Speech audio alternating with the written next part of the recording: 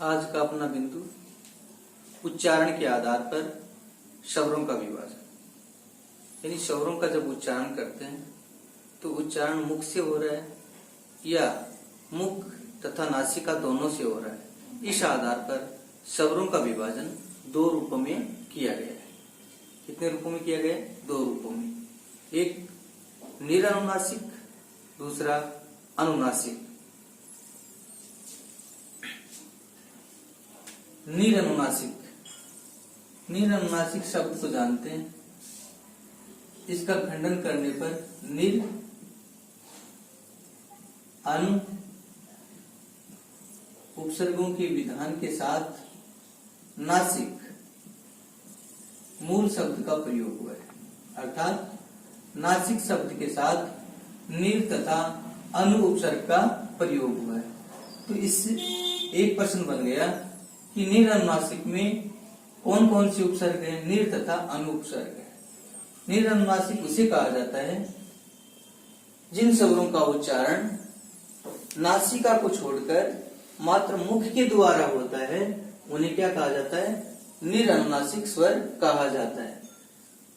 इसी को दूसरे रूप में अननुनासिक भी कहा जाता है।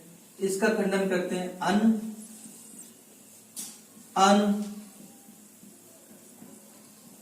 धन नासिक, अर्थात नासिक मूल शब्द के साथ अन और अनु उपसर्गों का विधान होने पर अननुनासिक शब्द बना। इसकी परिभाषा भी वही रही कि जिस या जिन स्वरों का उच्चारण करते समय उच्चारण मात्र मुख के द्वारा होता है, उच्चारण करने में नासिका का सहयोग नहीं लिया जाता, उन्हें अननुनासिक या निरनुनासिक स्वर कहा जाता है। अनुनासिक स्वर जिन स्वरों का उच्चारण मुख तथा नासिका दोनों से होता है, उन स्वरों को अनुनासिक स्वर कहा जाता है। अनुनासिक शब्द में अनु उपसर्ग के साथ में नासिक मूल शब्द का प्रयोग हुआ है। नासिक अर्थात नासिक। तो अनुनासिक में पूछा जाए कि उपसर्ग कौन सा है तो अनु उपसर्ग बताएंगे, नासिक मूल शब्द हो जाएगा। उच्चारण करके स्पष्ट करते हैं। अ आ इ ई उ ऊ री ए आई ओ औ, ये सारे के सारे स्वर हैं। इनका हमने जब उच्चारण किया तो उच्चारण करने पर नासिका का कोई सहयोग नहीं रहा, मात्र मुख के द्वारा कंठ से ध्वनि बाहर की ओर गमन की। इसलिए इन स्वरों को हमने अनुनासिक अननुनासिक स्वर कहा या निरनुनासिक स्वर कहा। किसी भी स्वर पर चंद्र बिंदु का विधान करके उसे हम अनुनासिक स्वर बना सकते हैं। अर्थात जो भी स्वर हैं उन सभी स्वरों पर यदि चंद्र बिंदु का प्रयोग करते हैं, चंद्र बिंदु का विधान करते हैं, तो वे सभी स्वर क्या कहलाते हैं? अनुनासिक स्वर कहलाते हैं। जैसे आ ई ऊ री ए आई ओ औ, अर्थात चंद्र बिंदु का उच्चारण मुख तथा नासिका से होता है। यहाँ ध्यान देने योग्य बात यह है कि चंद्र बिंदु है वो इस आकृति का होता है। तो चंद्र बिंदु ये स्पष्ट करता है कि ये चांद ना होकर के ये मुख है और ये क्या है? नासिका है। तो नासिका और मुख इसकी आकृति से बनते हैं। ये चांद और ये बिंदु, अर्थात ये मुख है और ये नासिका है। और चंद्र बिंदु का जो उच्चारण स्थान होता है वो क्या होता है? मुख और नासिका होता है। और अनुस्वार का उच्चारण स्थान मात्र क्या होता है? नासिका होता है। तो ये वैज्ञानिक तथ्य है कि चंद्र बिंदु का जो चिन्ह बनाया गया है वो वैज्ञानिक दृष्टिकोण को ध्यान में रख करके बनाया गया है कि चंद्र बिंदु का उच्चारण स्थान क्या होता है, मुख और नासिका होता है।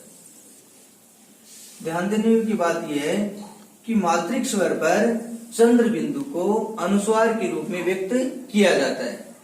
जो मात्रिक स्वर ई, आई, ओ, औ, इन पर हम चंद्र बिंदु को अनुस्वार के रूप में व्यक्त करते हैं।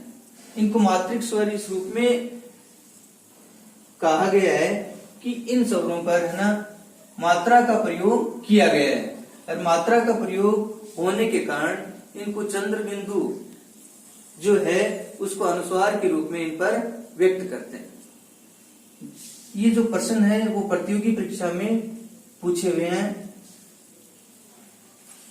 कहीं, कहां धन ही, कही, कह धन ही, यही, यहां धन ही, यही, यह धन ही, मैं धन ए, ये सारे के सारे प्रश्न है वो ऐसा ही प्रतियोगी परीक्षा के साथ साथ अन्य प्रतियोगी परीक्षाओं में पूछे हुए हैं। ऐसा ही प्रतियोगी परीक्षा में गत लगातार 2 वर्षों में जो प्रतियोगी परीक्षाएं आयोजित हुई हैं उन दोनों ही प्रतियोगी परीक्षाओं में ये प्रश्न आए हुए हैं।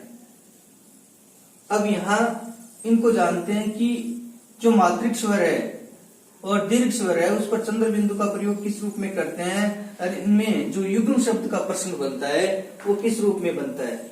जैसे हमने इसका संधि विच्छेद किया, कहां धन ही, कहीं, रवि कहीं रहता है, तो ये कहीं है वो क्या हो गया, स्थान बोधक हो गया। कही, कह धन ही, ये क्रिया बोधक हो गया। राम ने ये बात कही, इसका मतलब राम ने ये बात कही, ये किसका बोध करा रहा है, कही का बोध करा रहा है। तो ये जो कहीं है वो तो क्या हो गया, स्थान बोधक, और ये कही है जो क्या हो गया, क्रिया बोधक हो गया। इसी प्रकार यहीं, यहां धन ही, ये स्थान बोधक हो गया। हिमांशु यहीं रहता है, इसका मतलब यहां धन ही, यहीं है वो क्या हो गया, स्थान बोधक। और यही, यह धन ही, ये संकेत बोधक हो गया। यही प्रतियोगी है जिसका प्रशासनिक सेवा में चयन हुआ है, तो यही जो है वो क्या हो गया, संकेत बोधक हो गया। कहने का मतलब कहीं, कही, यहीं, यही, ये युग्म शब्द बनते हैं और इनके अर्थ भी भिन्न भिन्न होते हैं। मैं, इसका संधि विच्छेद करते हैं तब मैं धन ए, मैं धन ए और ए मिलकर के क्या हो गया, आई, यानी वृद्धि हो गया। और वृद्धि होने के कारण यहाँ जो संधि हुई वो वृद्धि संधि हुई, और इस पर जो अंकित चिन्ह है वो क्या है, अनुस्वार है। तो यहाँ जो प्रश्न पूछा हुआ है कहीं, यहीं या मैं पर जो अंकित चिन्ह है उस चिन्ह का नाम क्या है, तो उस चिन्ह का नाम अनुस्वार न बता करके हम क्या बताएंगे, चंद्र बिंदु बताएंगे। क्या बताएंगे, चंद्र बिंदु। बशर्ते इस चंद्र बिंदु को इन स्वरों के साथ में अनुस्वार के रूप में लिखा जाता है, लेकिन जब प्रश्न बनता है, प्रश्न पूछा जाता है, तब हम इसका उत्तर क्या बताएंगे कि इस अंकित चिन्ह का नाम अनुस्वार न होकर के क्या है, चंद्र बिंदु है। इस प्रकार उच्चारण के आधार पर हमने स्वरों का विभाजन पढ़ा और उसको जाना कि प्रतियोगी परीक्षाओं में इससे संबंधित कौन कौन से प्रश्न पूछे हुए हैं, किस प्रकार के प्रश्न बनते हैं। शेष बिंदु अगली कक्षा में लेकर के आपके सामने पुनः हाजिर होंगी। धन्यवाद।